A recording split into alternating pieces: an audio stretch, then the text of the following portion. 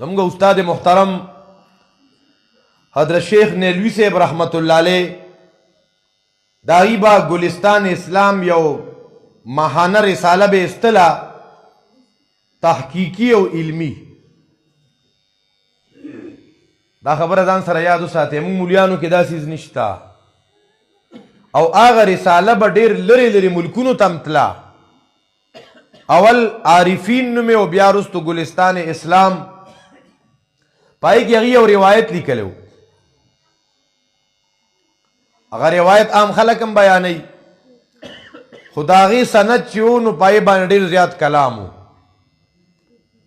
نو زمونږه د ضلع مردان د هغې یو شاګرد دی ډاکټر سراج الاسلام حنیف صاحب حفظه الله، دا هم د هغې خصوصي شاګردانو کې و.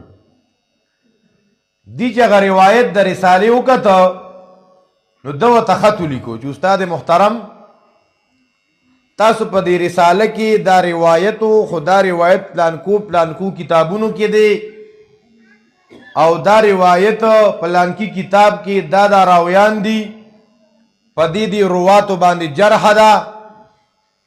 نو چې که تاسو په علم کې دا په صحیح سند سره نو موږ ته د هغې رهنمایي وکړې او تقریبا 15 صفحې خط یې ورته ولیکلو. هسې که دا موږ ته یو کشر یو شاګرد چې استاد جي دا دې کې ستا را کیسه سندن ډېره صحیح نه معلومېږي لرې ګستاخه بې ادبه.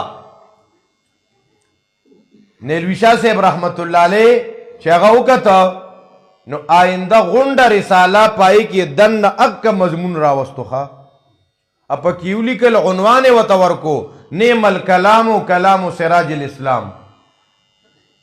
داسې خلک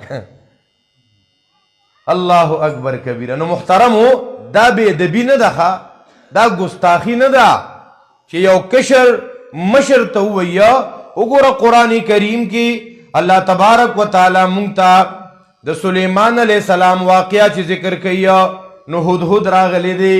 سلیمان علیہ السلام ته وایي اے سلیمان علیہ السلام زما علم کې یو خبره راغلی ده هغه ستا علم کې نشته. سلیمان علیہ السلام پې نه غوسه کېږي نو په ادب او احترام سره ښه بې ادبۍ سره نه.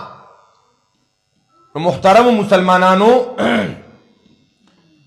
د الله رب العزت احسان دی په دې علاقه کې ستاسو دا مدرسه ده په دې کې محنت کیږي کال په کال د دې نه بچې فارغانې کیږي. دا بچې به انشاءالله انقلاب راولي په خلکو کې به د حیا تعلیم خورئ خلکو ته به د تقوا درس ورکوي خلکو ته به د غلط رسم و رواج نشاندهي کوي. دا به د دې ذمه داري ځکه چې دا د انبیا